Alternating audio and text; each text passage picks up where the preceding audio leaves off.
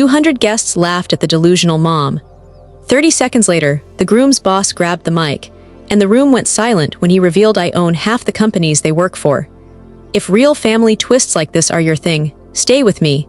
And before we rewind 2 years to how it started, please like this video and subscribe to Not So Perfect Family 365 so you don't miss what happens next. The chandeliers scattered trembling stars across the hall, and I sat beneath them pretending to glow.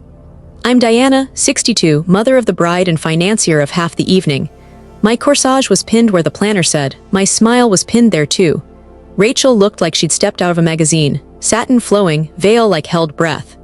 I pictured this day when she was 8 and I tucked barrettes into her hair, when she was 13 and slammed doors. We rehearse love in small rooms before we show it off in ballrooms. Jake made the rounds with an easy grin.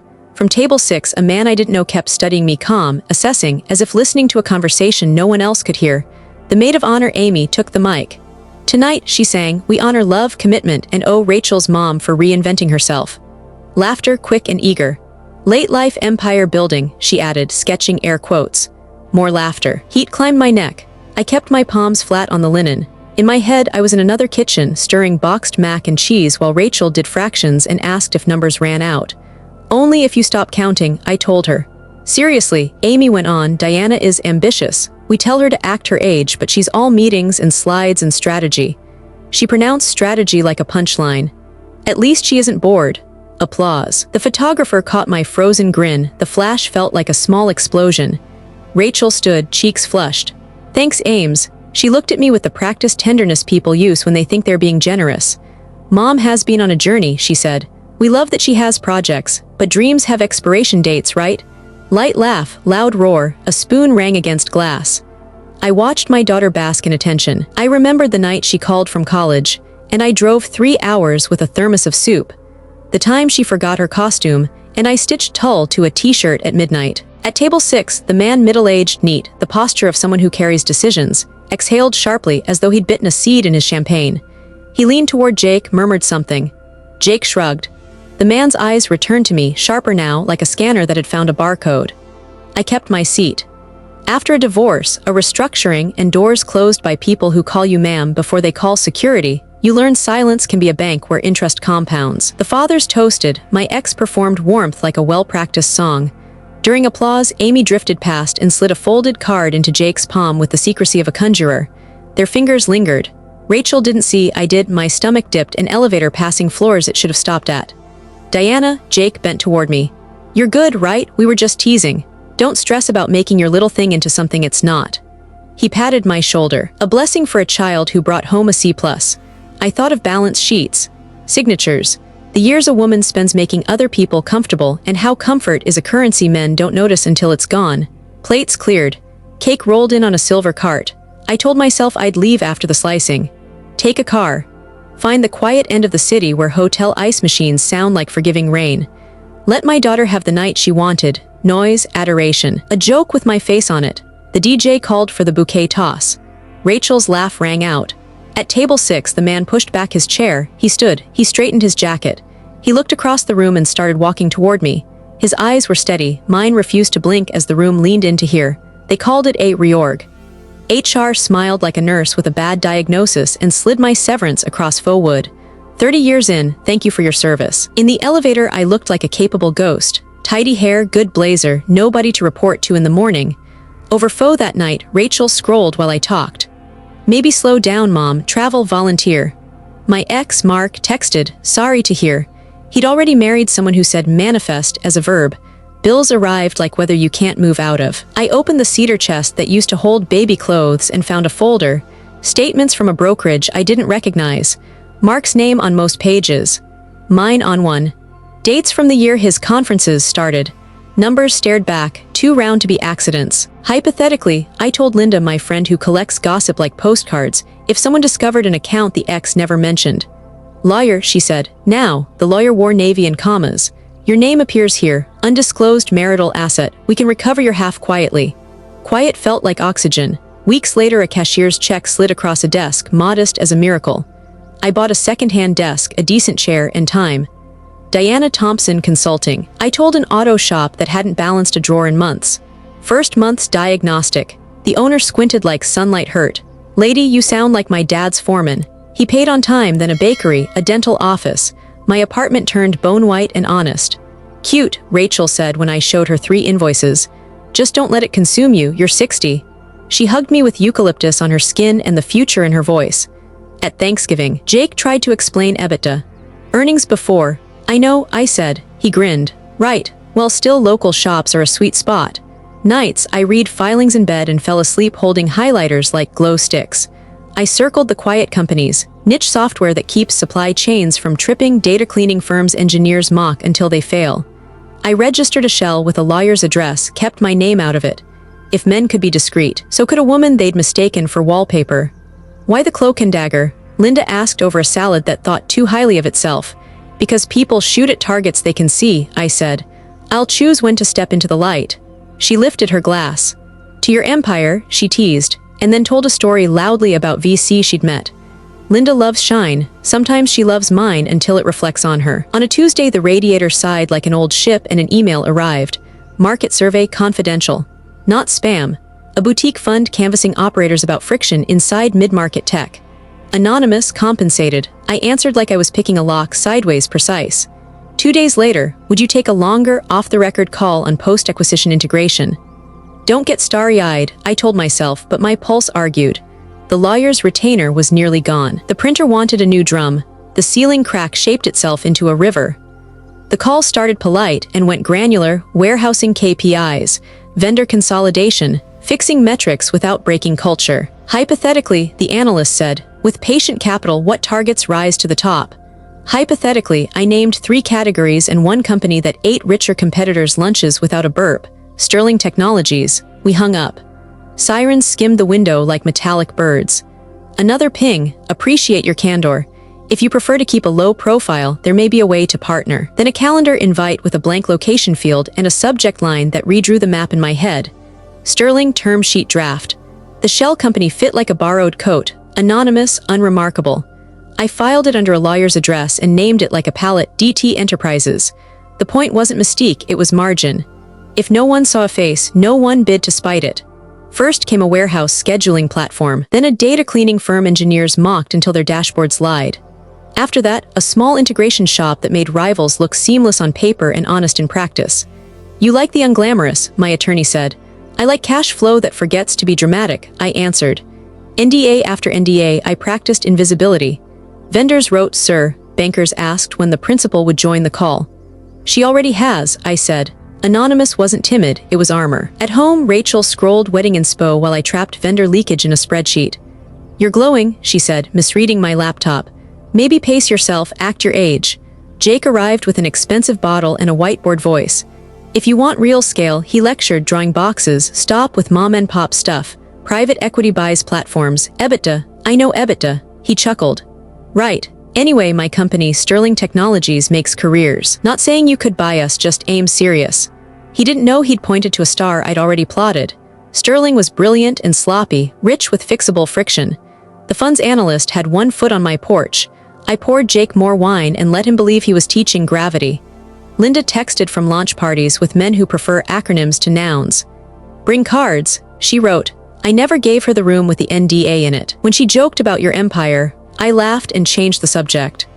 By winter, I had 3 integrations humming and a list of wrenches Sterling wouldn't see coming. As a consultant, I sat in their lemon-scented lobby and watched engineers badge in late. They were brilliant and leaking value like a cracked pipe. The term sheet arrived like a heartbeat I'd been holding. Not giant by headline, not small to a woman who once stretched coupons. The fund would put up most capital, I would steer the surgery, keep a real slice, and keep my name folded. The signature block read, DT Enterprises. Managing member D. Thompson. Family dinner. Mark's new wife asked if I'd tried watercolor. It's therapeutic. There's a studio for mature learners. I have handwork, I said, thinking of a 7-column checklist. Rachel wanted extra chandeliers. Jake wanted a promotion. It's coming, he said, passing potatoes. If the COO would stop nitpicking, he grinned.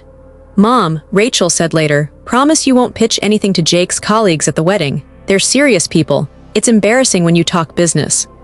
I swallowed the retort and nodded. It was easier to be small in her mind than to ruin a centerpiece. Closing, a table pricier than the numbers. I initialed through forests of paper while a notary blinked. The banker asked again if the principal would be joining us. She already has, I said. We signed. The wire hit escrow. By letterhead and law, Sterling Technologies stepped into a portfolio I could name in my sleep. On the final page, the world wrote me down like this: DT Enterprises. No first name. Just letters that could belong to anyone. I closed the folder and felt the room tilt, satisfaction. I pictured Sterling's lobby and Jake taking a call there, believing the building was his. My phone buzzed. Linda, rumor someone's sniffing around Sterling. You call me. I looked at the signature, then her message. Somewhere a glass was about to be tapped with a spoon. Somewhere a man at table 6 was learning my initials. And in Rachel's calendar, the rehearsal dinner waited like a fuse. Cocktail hour softened the hall. Laughter loosened like ties. I worked the room's edge, collecting air and faces. At the bar, Jake's parents leaned in with an uncle whose watch flashed like a warning. I wasn't listening, so of course I heard. By Monday, the uncle hissed, they won't roll it. Trent said 2 weeks, Jake's mother murmured. Just a bridge. That's a noose, he said. 20% every 10 days. Jake's father cleared his throat. He'll get the promotion. Robert likes him. Robert. The man at table 6. My ribs went still. And if he doesn't, the uncle said, plan that isn't your daughter-in-law's wallet. Her eyes flicked toward Rachel's bouquet, then away. Debt teaches posture. People bend toward whoever holds the rope. At table 6, Robert Anderson absorbed a ring of loud talkers without effort. Power didn't glitter on him, it sat. When his gaze found me, he nodded, not the pity smile given to mothers of brides, but a small, exact hello, as if we'd already met somewhere under a different name. Mom, Rachel swept in, citrus and hairspray. Promise no business with Jake's people. They're serious, I can't have you. Existing. Pitching, she corrected, as if I were timeshare property. Blend in, you look lovely, don't you know? Her hand shooed at ambition. By being myself, I said. You're the best, she replied, already turning toward the Hendersons. A server offered champagne, I asked for water, bubbles rise, I needed mine. Luminous, Linda breathed, appearing in a dress that paid its own rent. BC claims he knows your thing. He doesn't, I said. You never let me help. You help best when bored, I said. Go find a man misusing disruption. She laughed and drifted away. I stepped outside to the garden and watched through glass, Jake's father gripping Robert's hand too long, Robert disengaging like a man who knows every exit. My phone buzzed, a reminder, Sterling post-closing report due. Even here my mind rearranged their vendors. Mom, Rachel in the doorway, you disappeared. I went to breathe. Don't be dramatic, it's my night. Yes, I said, which is why I paid for half of it. You didn't have to, I wanted you to have light. Then stand in it with me, she said, and don't cast shadows. Inside again, the room had thickened with alcohol and certainty. The DJ summoned more toasts because weddings breed speeches. On the edge of the floor, Amy pressed a folded square into Jake's palm with a magician's neatness. Their fingers clung a heartbeat too long. Jake slid the note into his jacket without reading, then spotted me watching. His mouth did casual, his eyes did alarm, quick then gone. Robert followed my line of sight, not theirs. He looked from me to Jake's jacket and back, calculation quiet as breath. Ready for cake, the planner chirped. In a minute, I said. I circled toward my seat, passing the bar where the uncle rehearsed a toast into his phone. To family, he said, and timely promotions. Amy caught my eye from across the room, bright and unafraid. She tipped her glass in a private toast that suggested we shared a secret. We did not, we shared a fuse. Near the head table, Jake touched his pocket, verifying the square still lived there. Habit or guilt, I couldn't tell. The band swelled. Lights dimmed another shade. Robert rose from table 6, attention fixed, steps unhurried as if crossing a chessboard. I set my glass down. Somewhere between bouquet and cake knife, paper began to smolder, the kind of fire that looks harmless until it finds the curtains. A laugh rose, no one heard. The DJ loved the sound of silver on glass. Every few minutes another clink rose and someone declared themselves a poet. I kept my hands in my lap and let the room crown itself. Amy reached the mic first. To Rachel and Jake, she trilled. And to brave new adventures, speaking of adventures, Diana, she raised her flute toward me. She's in her Empire era. Laughter, instant and grateful. Look, I love a passion project, she went on.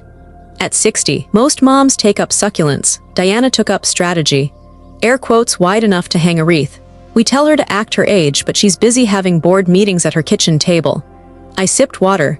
In my head I was back at the tiny table where 8-year-old Rachel colored a horse green because no one had told her she couldn't. It's cute, Amy said. It keeps her busy, and if you need your Etsy ranked or your receipts alphabetized, she's your girl. She blew me a kiss. We love you, Di.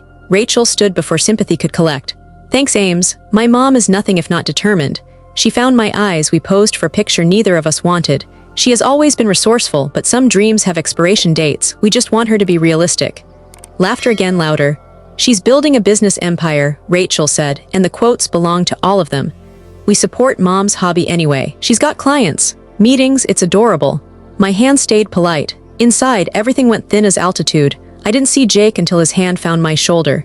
Hey, he murmured. You're taking it like a champ. Don't stress about turning your little thing into something it's not. My little thing, I said. Right, it's great you're active. At your age, it's about staying engaged, not, you know. He gestured at the room. I excused myself. In the ladies, a teenager traced eyeliner with perfect calm. You look pretty, she said to the mirror. Thank you, I told both of us. In a stall, I sat on the closed lid like a woman in a lifeboat. I could walk out and detonate the night with 3 nouns and a signature, or I could keep the promise I'd made to Rachel. Don't make it about you. I remembered 5-year-old her, frosting on her nose, announcing she'd be a scientist princess ballerina. People laughed then, too. I told her some dreams don't expire if you feed them. I washed my hands slowly. The door swung. Amy breezed in on perfume and triumph. You okay? She asked the air. Enjoy your night, I said and left. The corridor was louder. Through a cracked door, voices low, urgent. Due Monday, a man hissed, the uncle with the expensive watch. They're not rolling, 20% every 10 days. We'll manage, Jake's mother said. Robert likes him, he's on the list. And if he isn't, what's the plan that isn't your daughter-in-law's checkbook? Paper rustled. He deserves it, she said. He's worked hard. Deserve is the lullaby debtors sing to wolves. I stepped back before the floorboards learned my weight. By the bar, a cousin reenacted Rachel's punchline. Linda caught my eye, lifted her phone as if to film, then lowered it. Mom, Rachel appeared with the planner. Cake in 5, don't wander, please just stay close, no speeches. Promise. I have nothing to say, I told her and felt the sentence split, both true. We moved toward our seats. The cake glittered. At table 6, Robert Anderson rose, not quickly, deliberately. He buttoned his jacket like a man who knows microphones are weapons. His eyes found mine and held. He set his champagne down, stepped away from his chair, and began to cross the floor toward me, as if the map had always looked like this and we were finally following it. He reached my table like a decision. Up close, Robert Anderson had the unshowy confidence of a man whose calendar could bankrupt you if he sneezed at the wrong time. MS Thompson, he said. Robert Anderson, I don't think we've been properly introduced. It's Miss, I answered. Diana, Jake speaks highly of you. His smile carried the careful weight executives use when they are not yet sure if you are furniture or fire. He says you're in consulting. I am, I said. Acquisitions and operations. Ah, he nodded, relieved to have a box. Mostly small businesses. Mid-sized tech, I said, where process drag strangles growth. I help them breathe, then I help them scale. Something repositioned behind his eyes. For how long? 2 years seriously, I said. 30 years preparing. A beat. A waltz shifted into something louder, laughter swelled. The chandelier threw a net of light across the tablecloth between us. He tapped his glass once without thinking, then stopped. Have you worked with anyone I might know? Probably. I set my water down. My voice, to my surprise, arrived without tremor. Most recently, I completed an acquisition of Sterling Technologies. The air between us clicked. His fingers tightened around the flute. Sterling Technologies. Yes, he didn't blink for 3 heartbeats. Then he lowered his voice in a way that pulled the room inward. DT Enterprises. I didn't answer, I didn't need to. He leaned in, mouth barely moving, and gave me 5 words like a key slid under a locked door. Do they know it's you? No, I said. And tonight is not the night I intended to tell them. His gaze swept the room, not dramatically, just efficiently, connecting faces to org charts the way some people connect names to recipes. The Hendersons, he murmured, nodding toward a couple at the end of the head table. Quantum Solutions. He tilted his chin at a pair by the dessert cart. Patel's Data Flow Systems. A trio by the band, Trelli's Integrations. We partnered with them last quarter. He looked back at me, color drained and returning in the wrong places. Half this room draws a check that rolls up to you. Shame his, not mine, climbed into his expression. And they've been? I know what they've been, I said softly. He took that in like a reprimand he deserved. I'm sorry, he said, for my part in not knowing, in letting it happen in front of me. From the dance floor, Rachel squealed at a joke. At the bar, Amy lit up like a match. Jake laughed too hard at something the COO of a different company said. His hand went to his jacket pocket to check the folded square still lived there. Robert's eyes tracked the motion, then came back to me. This isn't right, he said. It's also a wedding, I replied. My daughter asked me not to talk business, I promised. Promised not to speak, he said. Not promised to vanish. Before I could answer, Jake materialized at Robert's shoulder, beer in hand and benevolence painted on. "Mr. Anderson, sorry if my mother-in-law is bending your ear, she's enthusiastic." He laughed, then angled at me. "Mom, let the grown-ups have the shop talk, yeah." Robert's head turned slowly, as if mindful that rapid movement after impact can cause further injury. "Jake," he said evenly, "your mother-in-law and I were discussing acquisitions." "Adorable," Jake said. "She loves those buzzwords, it keeps her engaged." To me, "We're doing the first dance in 10, don't wander." He patted my shoulder the way you pet a dog to keep it from jumping. I let it happen. I had let worse happen in smaller rooms to keep larger things intact. "Jake," Robert said, careful now, choosing each word like it burned. "Do you know who Miss Thompson is?" "My wife's mom," Jake said, grin fixed. "World's most dedicated hobbyist." He winked at me. "Seriously, though, we love the energy." Robert looked at me and asked a question with his eyebrows. I gave him the smallest nod, permission, or simply an end to pretending. He set his champagne on the linen with the precision of a signature. "Excuse me," he said to Jake, already stepping around him. "There's a correction I need to make." "Correction?" Jake laughed. "About what?" Robert didn't answer. He headed for the DJ like a man who'd found the emergency brake in a runaway car. The song wound down, the room loosened in that breath before applause. "Mr. Anderson," the DJ blinked as Robert reached him. "You need." "Just the mic," Robert said, voice gentle and final. He turned, microphone in hand, not toward the head table, not toward the cake, but toward me. The chandeliers trembled on cue, glasses stilled midair. A server stopped with a tray suspended above someone's shoulder. The room recognized the posture of announcement and leaned forward as one body. Across the aisle, Amy's smile faltered. Jake's hand went to his pocket again, then dropped. Robert lifted the mic. Air thinned, sound retreated. "Ladies and gentlemen," he began. "Ladies and gentlemen," Robert said, and the room obeyed like a dog that remembers who bought the leash. The band faded. Glasses paused midair. A server froze with a tray balanced on one palm. "I apologize for the interruption," he went on, voice even. "But a correction is overdue." A ripple, polite confusion. Amy tilted her head, wine smiling at her lip. Jake's grin stayed glued on, the way you keep a poster on a wall with the last strip of tape. "We've spent part of this evening making sport of a woman who, it turns out, deserves something different." Robert's gaze moved to me. He didn't point, he didn't need to. Light found me anyway. "Miss Diana Thompson has been described as dabbling, as having a hobby. That description is inaccurate." The silence sharpened. "In the last 2 years," he said, "under the name DT Enterprises, she has acquired and integrated multiple technology firms, including Sterling Technologies." He let the name settle on the crowd that wore it on their badges all week. "Which is to say, she owns the company I work for." Someone actually dropped a fork. The sound was small and surgical. He gestured gently around the room, a conductor cueing panic. "Quantum Solutions, in her portfolio. Data Flow Systems, in her portfolio. Trellis Integrations, in her portfolio. If you've cracked a joke tonight about Miss Thompson's midlife empire, there's a non-trivial chance you told it to your boss's boss's boss." A wave of heat rolled at me and then away, looking for somewhere else to burn. The Hendersons stared at their napkins like answers were printed there. The man who compared me to his crafting aunt had the color of unripe fruit. Rachel's face emptied. "Mom," she said, but the mic belonged to someone who used it like a tool, not a toy. Robert bowed his head, the smallest acknowledgement. "I should have known sooner. I didn't, that's on me.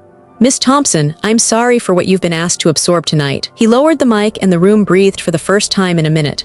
Then it inhaled again, louder questions, excuses, the itch of self-preservation. "That's ridiculous," Jake blurted, laughter cracking down the middle. "You're kidding, Diana, she does paperwork for local shops." Robert didn't look away from me. "Jake," he said without turning, "you report to a ladder that ends with this woman. My daughter made a sound I hadn't heard since she was 6 and found her favorite toy in the trash by accident. Is this true?" I thought of her in a yellow raincoat, stomping puddles, certain the sky opened for her alone. I thought of the HR manager who smiled while ending my career like he was handing me a candle at a vigil. I thought of a conference room where a notary's pen shook more than mine. "It is," Robert answered, not for me, but toward me. He lifted the microphone slightly in my direction. "And the least we can do is say it out loud." Eyes turned into searchlights. I felt the room count my breaths for me. "Miss Thompson," Robert's voice softened. "Would you like to speak?" Across the floor, Amy backed a step too, as if distance could edit sound that already existed. The uncle with the expensive watch whispered fiercely into his glass. Jake finally stopped smiling. His hand went to his jacket like a reflex. The folded square slipped, flipped once in the air, and disappeared under a chair leg with the silent certainty of a bad coin. For a sliver of a second, I saw the corner of a hotel key card peeking from inside the fold. The room wanted a spectacle, and another one had just quietly volunteered. I stood. My knees worked. My shoes remembered how to be useful. Rachel's knuckles were white against the stem of her flute. She looked like a girl who'd been promised a map and handed a mirror instead. Robert stepped closer, not so near that he owned the moment, just enough to hold it steady. The chandeliers trembled their cold starlight. A violinist realized his bow was still raised and lowered it like an apology. "Mom," Rachel whispered, "no mic, just air. Please, please what? Please stay small. Please fix what you didn't break.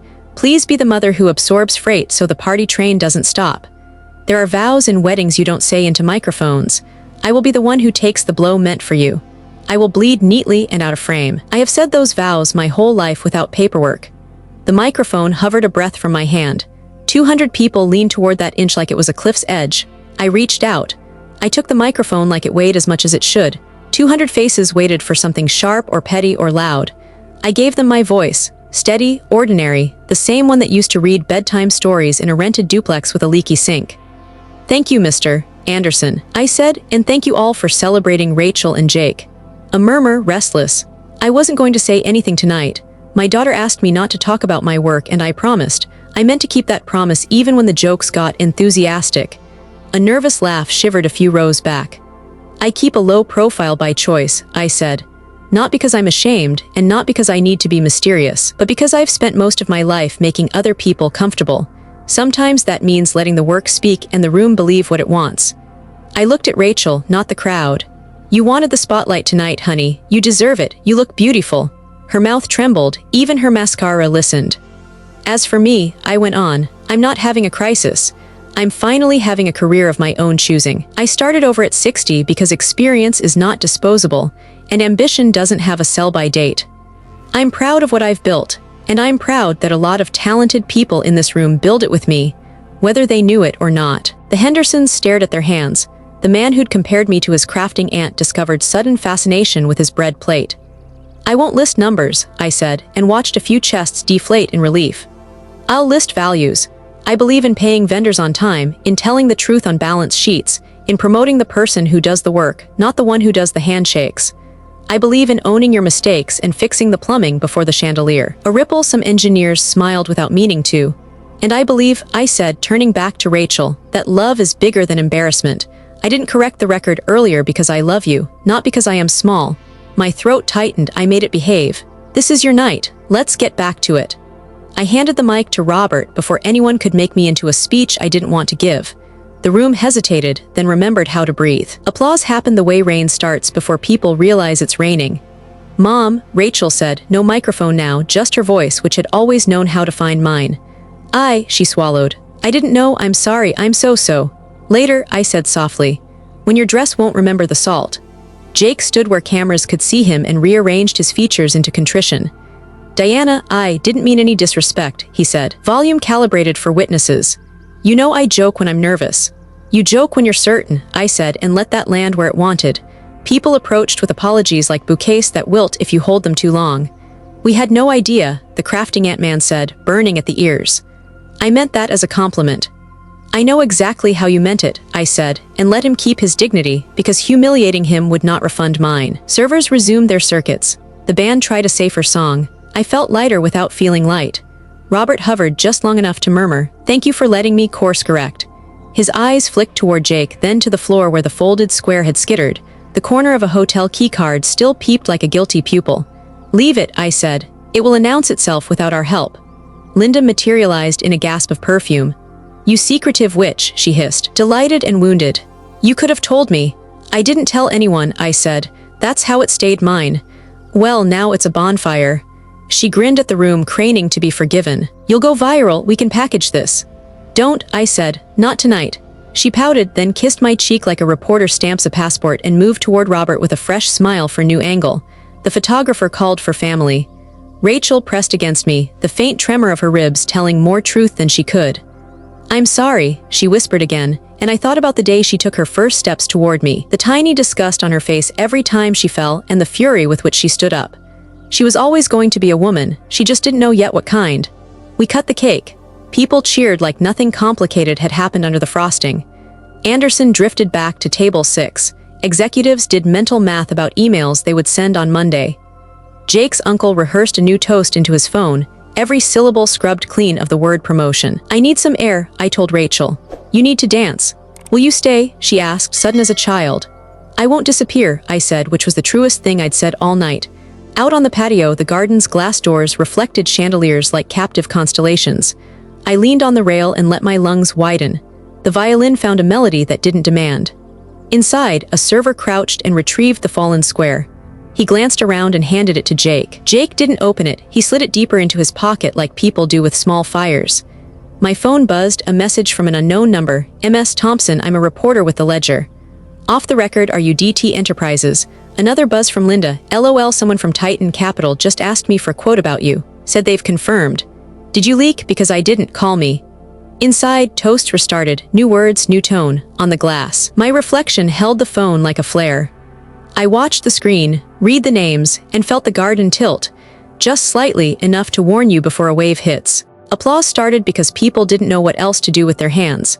The band found a safe song and everyone pretended to remember how to party. I pretended with them. They came in waves. The Hendersons first, the husband wringing his napkin like it owed him money. "MS Thompson, I'm mortified," he said. "We had no idea."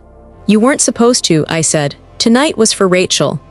"We'd love to pick your brain," his wife added, sliding me a card like a confession. "Quantum's vendors are sticky. Monday at 10, we penciled it quietly like people schedule a biopsy. The man who'd compared me to his crafting aunt arrived next, flushed and sincere. "I meant it kindly," he said. "You meant it small," I answered. "But you meant it human. We'll start there." 2 engineers from Data Flow waited their turn like children at a principal's office. "We've been trying to fix the pipeline for months," one murmured. "We didn't know you own the building the pipe runs through." "Send the schema," I said. "I'll take a look." Robert drifted close enough to be useful without becoming center stage. "I've texted legal," he said under the music. "NDA still shields your name. If anything surfaces, we'll run interference." "Not tonight," I said. "She gets tonight." He nodded, glancing toward Rachel, who had wrapped herself around Jake's arm like a boy. Her eyes kept finding me, then fleeing. Jake's uncle rehearsed a new toast into his phone, to family, to humility, to learning, as if a cleaner sentence could bleach a debt. Jake's mother approached with a smile pinned to the wrong face. "I hope you didn't take the earlier remarks personally," she said.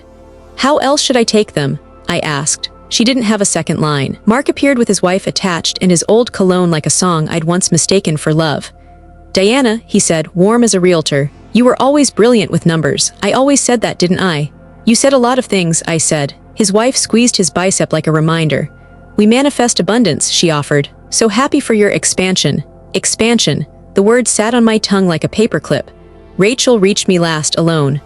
"Mom," she whispered. I keep replaying what I said. "I was cruel." "You were careless," I said. "Cruelty knows what it's doing. You didn't. That's almost worse." She flinched. "Can we fix it?" "Not tonight. Tonight you dance." She nodded, but her eyes were cloudy. Amy materialized, sugar and steel. "I think speeches got a little off track," Amy chirped.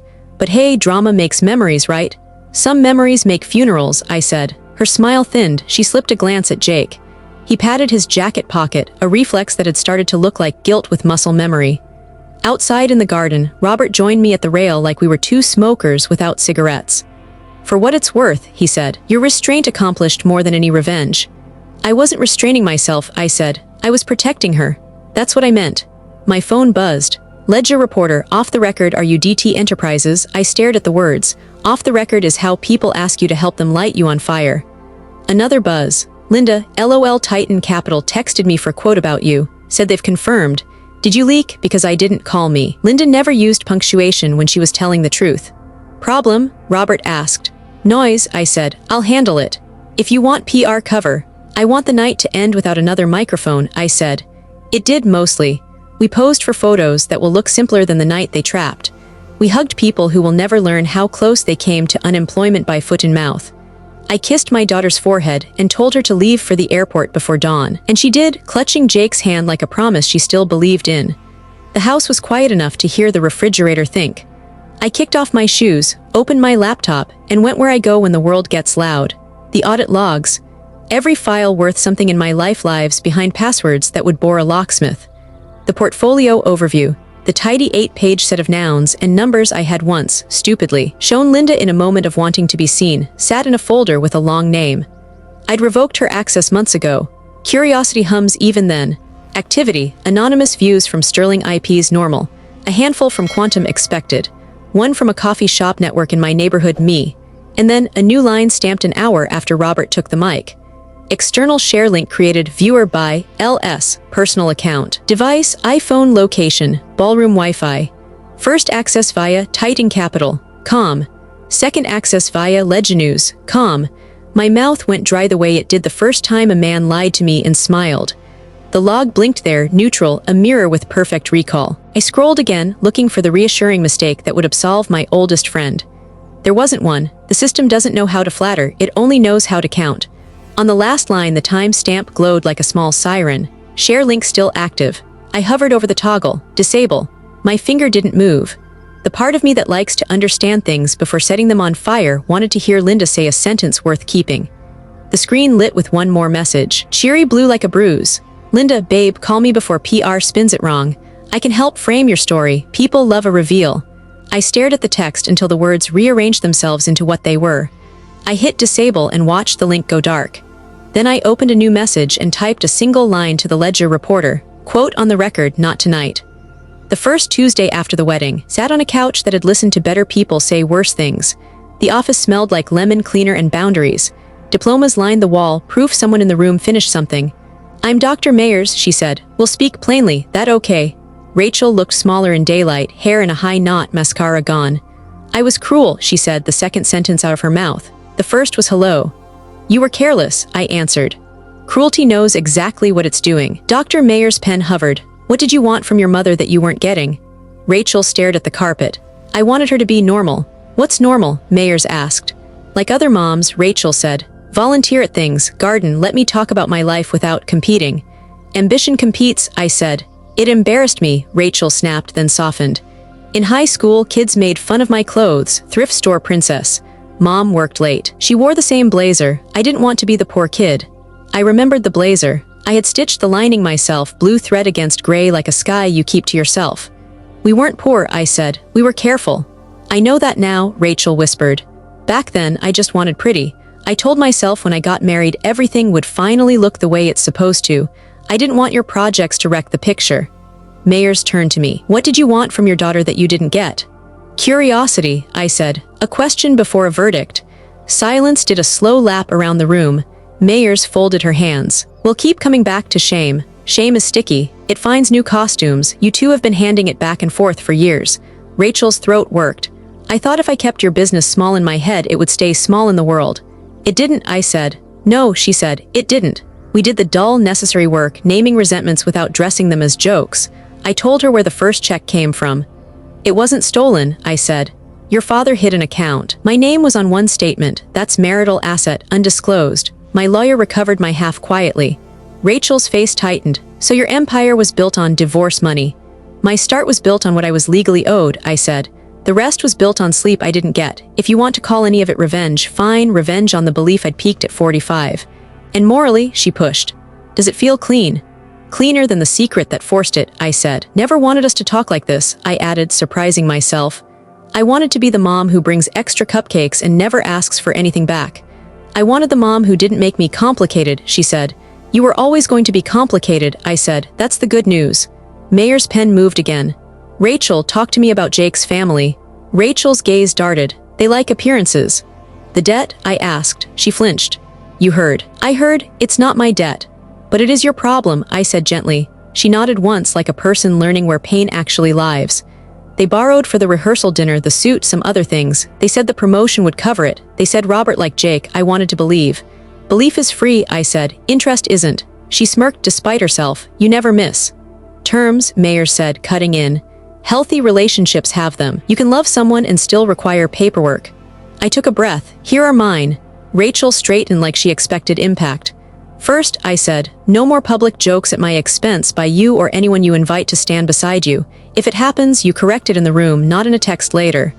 Okay, she whispered. Second, honesty about money.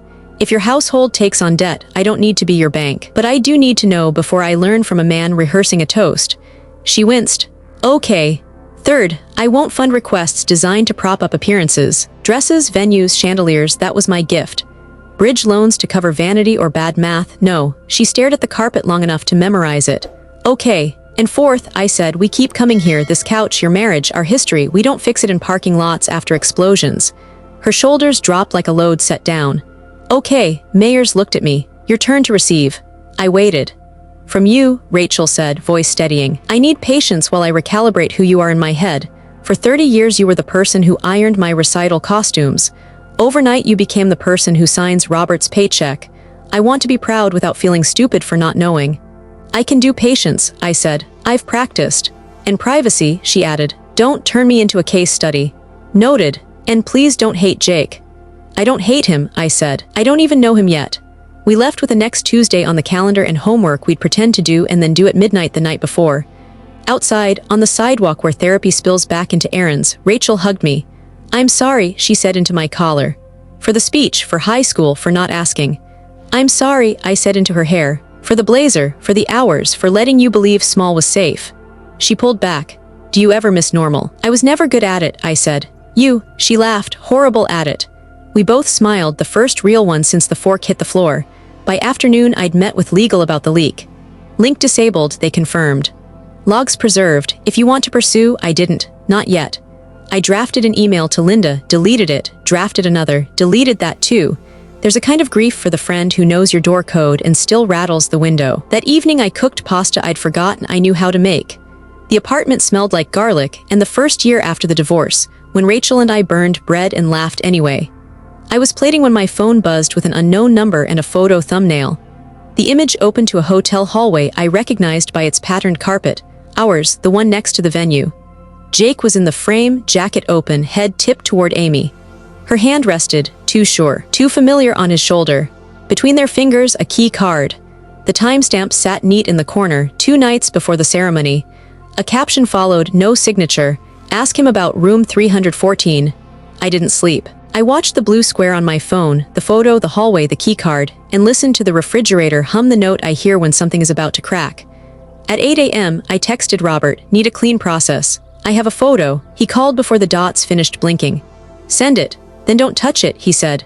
No family justice, we go by the book. I forwarded the image and the caption. Ask him about room 314. Robert exhaled like a man who'd stepped into cold water. Amy works at Trelli's, he said. Contractor, they manage half the migration we're auditing. That's conflict of interest adjacent, I said. Or not adjacent, he answered. I'll open an independent review, HR plus compliance. You stay out on record. We don't give anyone a reason to call this a witch hunt. Fine. It was the right answer and I hated how right it felt. I texted Rachel, I need to talk to Jake. Alone first. Then you and I together. She wrote back one word that was mostly okay. Jake arrived at my apartment like a man who knew he should be somewhere else. He tried small talk. The kettle hissed like it had an opinion. I got a message, I said. A photo, 2 nights before the wedding, the hallway at the hotel, you, Amy, a key card. Caption says, ask you about room 314. He went very still. I always watch the stillness. People think lies are motion. It's not what it looks like, he started, then winced at his own cliché. We talked. She was upset, work stuff, she's under pressure at Trelli's and, did you open a door with that card? I asked. His jaw moved without words. I went to her room, he said finally. We talked. For hours, nothing happened. He said nothing like a man sliding a coin into a vending machine and hoping for change. And the folded note at the reception? I asked. Also work stuff. His eyes flicked that tell you learn from toddlers. She said we could coordinate deliverables. Make me look good in the sprint review. She has access to staging. She can make our numbers shine. Quid pro quo, I said. What did you offer? He deflated by inches. I might have shared portions of the roadmap. Not the whole thing, just enough that Trelli's could anticipate asks. It helps Sterling hit targets. Everyone wins. Except the contract, I said. Except ethics. Except my daughter who thought her maid of honor loved her more than your resume. I didn't cheat, he said, grabbing the nearest branch. We didn't. You cheated the rules, I cut in. Sometimes that's worse because it lets you tell yourself you're a good man while you pick locks. He sat. The kettle clicked off. Outside, a bus shrugged itself down the street. There's something else, he added, voice shrunk thin. My parents, the debt, I borrowed from them for the suit, the ring, that stuff adds up. Then we borrowed more, from someone my uncle knows. The 20% every 10 days someone, I said. He stared. You heard that? I hear things I try not to trip over. His hands shook. I thought if I nailed this promotion, we could get ahead of it. Amy said she could make sure our demo lands. I wasn't thinking about Rachel, not like I should have. I was thinking about Monday. You were thinking about survival, I said, which isn't the same as integrity. He nodded, desperate agreement with the person holding his oxygen. I'm sorry, he said. I'm so Diana. I screwed up, I know what it looks like, but I love Rachel, I do. Love without terms is a bonfire, I said. It burns everything and leaves you warm with no house. He lifted his gaze. What do I have to do? Here's the list, I said, and I pulled it from my pocket like a contractor estimating damage. You'll disclose the debt in writing, all of it. You'll stop contact with Amy outside formal channels effective now, and you will tell Rachel that yourself. You'll submit to an independent HR and compliance investigation. You'll accept whatever discipline arrives, demotion included, without calling it a witch hunt. He flinched. Robert is already in it, I said. You won't look for back doors. If Trelli's benefited from inside information, you'll help unwind it. You'll send a letter to procurement disclosing the conflict. That's tonight. He swallowed. Okay. And one more, I said. You'll sign a postnuptial addendum. If this marriage ends because you preferred shortcuts to vows, Rachel doesn't pay your interest, literal or figurative. He stared at the table like it might tell him the right expression to wear. That feels hostile. That feels like love with a firewall, I said. You get to prove me wrong. Well, Rachel, she'll hear it, I said. From you tonight. He nodded, pale and young, and I remembered him at Thanksgiving, talking over me like a boy, making a fort out of jargon. I had let him because sometimes you let the boys talk until they step into their own echo and realize how small the room really is. By late afternoon, HR had cordoned off the project like fresh paint. Robert texted, "We're engaging outside counsel. You stay out." I answered, "I'm at the edge where mothers stand. That's out enough." Rachel came over at 6, eyes ringed with the day. Jake arrived 5 minutes later, a man-shaped apology. He told her. He did not add gloss. He said the words room and key and nothing happened, and he didn't look away when she didn't believe the last part. He told her about Trelli's and the roadmap. He told her about the money that hadn't been helped so much as a trap pretending to be one.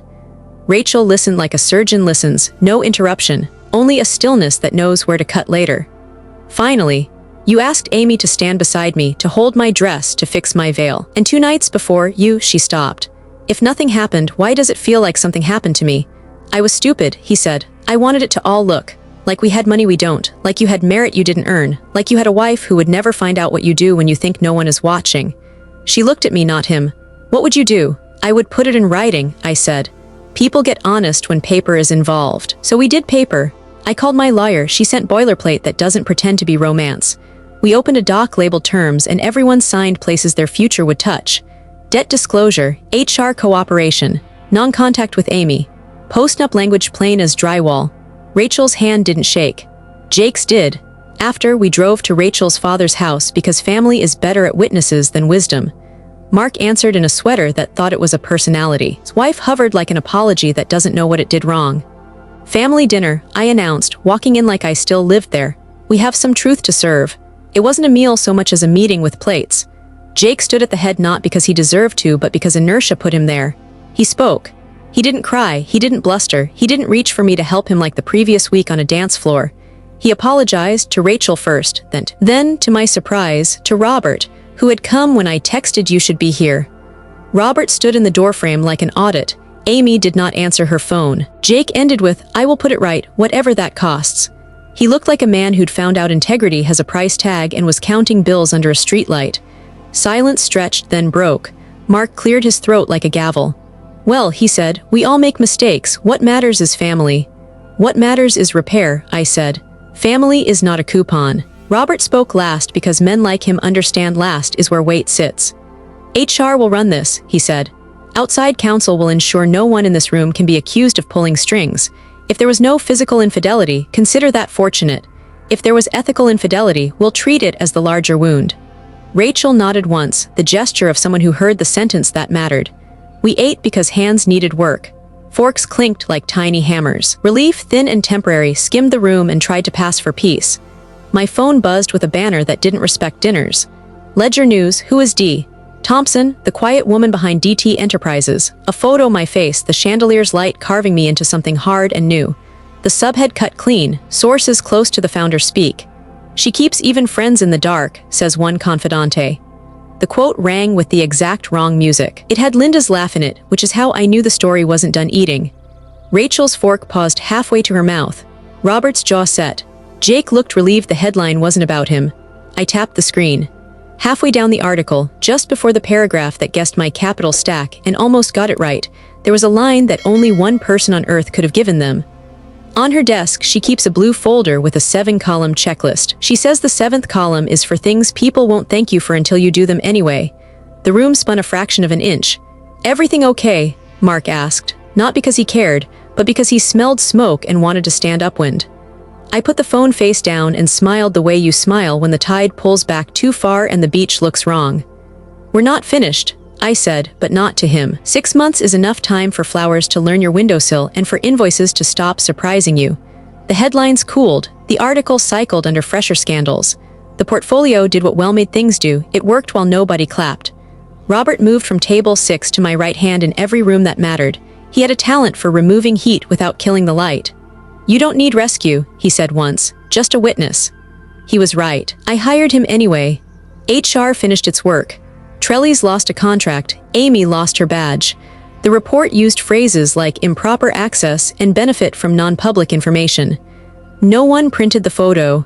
Jake kept his job but not his title. He came home with a different lanyard and a humility that looked real on him, the way a scar finally looks like skin. The debt did not vanish because paperwork changed fonts. Sharks don't stop circling because you tell them you've learned a lesson. I wouldn't be a bank. That was one of my terms. But I sat with Rachel and Jake at a credit union where the manager wore sensible shoes and a face built for weathering storms. We moved the worst of it out of back alleys and into a repayment plan that didn't require fear as collateral. "I'll take on a Saturday shift if I have to," Jake said. "Take on all the Mondays," I answered. Therapy day became Tuesday, as if shame keeps office hours. Sometimes Rachel and I talked. Sometimes she talked and I listened. Sometimes silence did the work while Kleenex earned its salary. She practiced a new line in public. When someone made a joke that cost me, she would say evenly, "Act her age." She did like a CEO. Watching her choose me in a room took bricks off a wall I didn't know I'd built. Mark tried to shake my hand at a fundraiser and tell me he always believed in me. "I'm revising the record," he said. "History is not a Google Doc," I said. He laughed like he thought we were flirting. We were not. Linda sent flowers, then texts, then a letter in cursive that remembered Catholic school. She swore she hadn't meant harm. She thought she was helping shape the narrative. She used the word sister twice and the word brand 4 times. I didn't reply. I revoked her last access and kept the blue folder. Forgiveness is sometimes the decision to stop lending a person chances on interest.